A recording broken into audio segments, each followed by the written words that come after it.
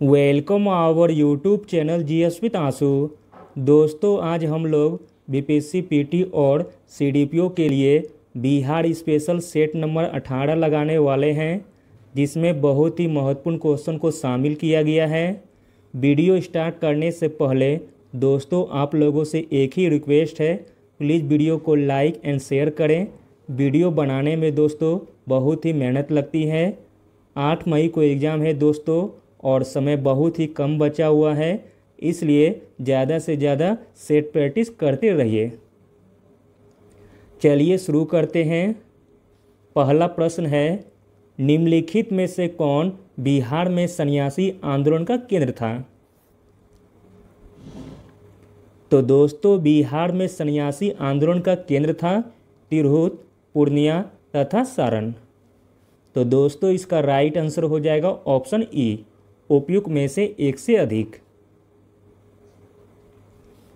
बिहार के सारण, पूर्णिया और तिरहुत क्षेत्र सन्यासी आंदोलन के छोटे केंद्र थे। अगला प्रश्न देखते हैं दोस्तों, ककोला जलप्रपात किस नदी पर स्थित है? तो दोस्तों, ककोला जलप्रपात स्थित है लोबर नदी पर। ककोला जलप्रपात लोबर नदी पर स्थित है। यह नवादा जिले में है और इसकी ऊंचाई 160 फीट है। अगला प्रश्न देखते हैं, बांका जिले में लगने वाला मंदार मेला किस त्योहार से संबंधित है? तो दोस्तों, बांका जिले में लगने वाला मंदार मेला संबंधित है मकर संक्रांति से। मंदार का मेला प्रतिवर्ष मकर संक्रांति के दिन बांका जिले में लगता है। अगला प्रश्न देखते हैं, बिहार हॉकी संघ की स्थापना कब हुई थी? तो दोस्तों, बिहार हॉकी संघ की स्थापना हुई थी 1986 में। बिहार में हॉकी की शुरुआत 1905 में हुई, जबकि बिहार हॉकी संघ की स्थापना 1986 में हुई थी। इसका मुख्यालय पटना में है। अगला प्रश्न देखते हैं, खुदीराम बोस स्टेडियम कहाँ स्थित है? तो दोस्तों, खुदीराम बोस स्टेडियम स्थित है मुजफ्फरपुर में। अगला प्रश्न देखते हैं, बिहार के गया जिले में कौन सा मंदिर नहीं है? तो दोस्तों, विष्णुपद मंदिर है, श्रीलंकाई मंदिर भी है और महाबोधि मंदिर भी है। जो नहीं है तो वह है पूरन देवी मंदिर। पूरन देवी मंदिर दोस्तों पूर्णिया जिले में स्थित है। अगला प्रश्न देखते हैं दोस्तों, बिहार के किस प्रमंडल के अंतर्गत न्यूनतम जिले हैं? तो दोस्तों, बिहार के भागलपुर प्रमंडल में न्यूनतम जिले हैं। भागलपुर प्रमंडल के अंतर्गत सिर्फ 2 जिले भागलपुर और बांका आते हैं, जबकि पटना प्रमंडल में 6 जिले, कोसी में 3 और दरभंगा में 3 जिले आते हैं। अगला प्रश्न देखते हैं, निम्नलिखित चित्रकला शैलियों में से कौन सी बिहार राज्य से संबंधित नहीं है?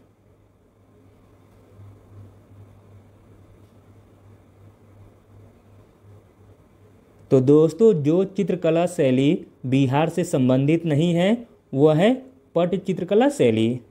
पट चित्रकला शैली दोस्तों उड़ीसा राज्य की है, जबकि थंका चित्रकला, मधुबनी चित्रकला तथा मंजूषा चित्रकला, यह तीनों दोस्तों बिहार राज्य से संबंधित है। अगला प्रश्न देखते हैं, बिहार में ग्रामीण क्षेत्रों का जनघनत्व कितना है? तो दोस्तों, बिहार में ग्रामीण क्षेत्रों का जनघनत्व है 1006। बिहार राज्य का कुल जनघनत्व 1106 वर्ग किलोमीटर है।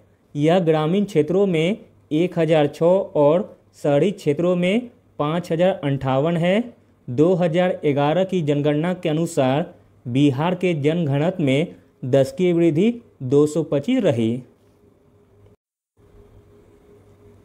अगला प्रश्न देखते हैं, बिहार में कितने रेलवे मंडल के मुख्यालय हैं? तो दोस्तों बिहार में रेलवे मंडल के मुख्यालय हैं 4। बिहार में रेलवे परिवहन की शुरुआत 1860-62 में हुई। यहाँ 4 रेलवे मंडल के मुख्यालय हैं।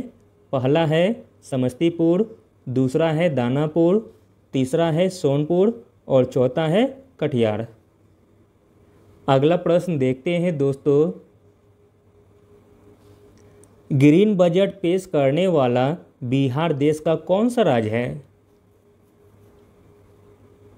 तो दोस्तों ग्रीन बजट पेश करने वाला बिहार देश का पहला राज्य है।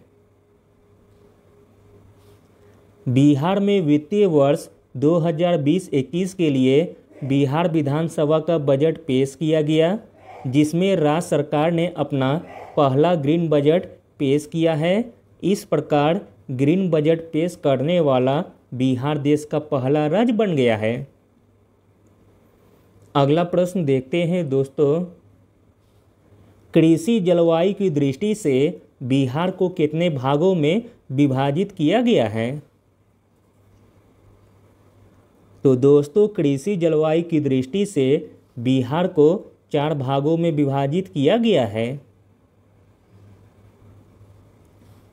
कृषि जलवायु की दृष्टि से बिहार को 4 भागों में विभाजित किया गया है। पहला है उत्तर पश्चिमी कृषि जलवायु क्षेत्र, दूसरा है उत्तर पूर्वी कृषि जलवायु क्षेत्र और तीसरा है दक्षिण पश्चिम कृषि जलवायु क्षेत्र और चौथा है दक्षिण पूर्व जलवायु क्षेत्र। अगला प्रश्न देखते हैं दोस्तों, पेग्मामाइट चट्टान बिहार के किस जिले में पाई जाती है? तो दोस्तों पेग्मामाइट चट्टान बिहार के मुंगेर तथा गया जिले में पाई जाती है। पेग्मामाइट चट्टान बिहार के मुंगेर व गया जिले में पाई जाती है। अगला प्रश्न देखते हैं दोस्तों, ई संजीवनी कोर्स बिहार में किस संस्थान द्वारा शुरू किया गया है?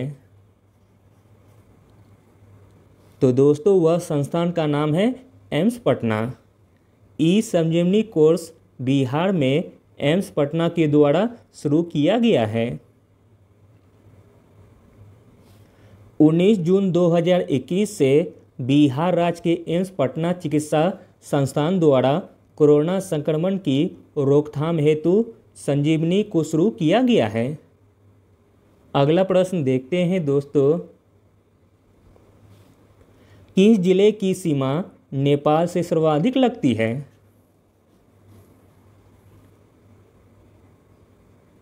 तो दोस्तों वह जिला है पश्चिमी चंपारण। पश्चिमी चंपारण जिले की सीमा नेपाल से सर्वाधिक लगती है। बिहार के 7 जिले नेपाल की सीमा से लगते हैं, जिनमें सर्वाधिक लंबी पश्चिमी चंपारण की नेपाल से लगती है। अगला प्रश्न देखते हैं दोस्तों, कमला नदी किस नदी की सहायक नदी है? तो दोस्तों कमला नदी सहायक नदी है कोसी नदी की। कैसे कमला और कैसे कोसी। कमला नदी नेपाल हिमालय की महाभारत श्रेणी से निकलती है। यह जयनगर के पास बिहार की सीमा में प्रवेश करती है। बालन नदी इसकी सहायक नदी है, जबकि यह खुद कोसी की सहायक नदी है। अगला प्रश्न देखते हैं, बिहार में डॉल्फिन संरक्षण योजना कब शुरू हुई थी? तो दोस्तों बिहार में डॉल्फिन संरक्षण योजना शुरू हुई थी 5 अक्टूबर 2013 को। बिहार में डॉल्फिन संरक्षण योजना 5 अक्टूबर 2013 को शुरू हुई। तथा प्रत्येक वर्ष 5 अक्टूबर को डॉल्फिन संरक्षण दिवस मनाया जाता है। अगला प्रश्न देखते हैं दोस्तों, बिहार का सबसे बड़ा चूना भंडार कहाँ स्थित है? तो दोस्तों बिहार का सबसे बड़ा चूना भंडार स्थित है रोहतास में। बिहार का सबसे बड़ा चूना भंडार रोहतास में स्थित है। यहाँ कुल चूना पत्थर भंडार 210.85 मिलियन टन आंका गया है। यह चूना पत्थर मुख्यतः कैमूर श्रेणी और सोन घाटी के पश्चिम में मिले हैं। अगला प्रश्न देखते हैं दोस्तों, बिहार उड़ीसा संयुक्त प्रांत के लेफ्टिनेंट गवर्नर का पद समाप्त करके किस वर्ष राज्यपाल पद का सृजन किया गया था?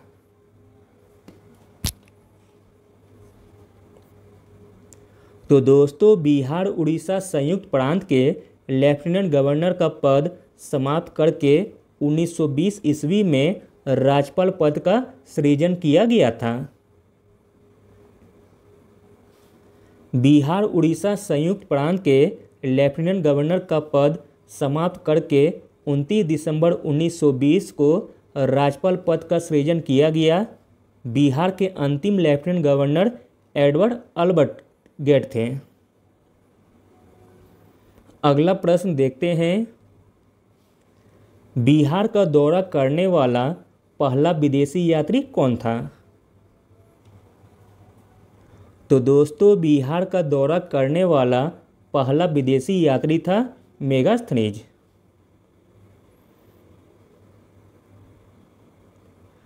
अगला प्रश्न देखते हैं, वारेन हेस्टिंग्स द्वारा सीताब राय की मृत्यु के बाद बिहार के दीवान के रूप में किसे नियुक्त किया गया था? तो दोस्तों वारेन हेस्टिंग्स द्वारा सीताब राय की मृत्यु के बाद बिहार के दीवान के रूप में नियुक्त किया गया था कल्याण सिंह को। सितंबर 1773 में सीताब राय की मृत्यु के बाद वारेन हेस्टिंग्स ने उनके बेटे कल्याण सिंह को दीवान नियुक्त किया था। अगला और अंतिम प्रश्न देखते हैं दोस्तों, निम्नलिखित में से किस ब्रिटिश कमान अधिकारी ने 10 जुलाई 1781 को पटना में डच गोदाम पर कब्जा कर लिया था?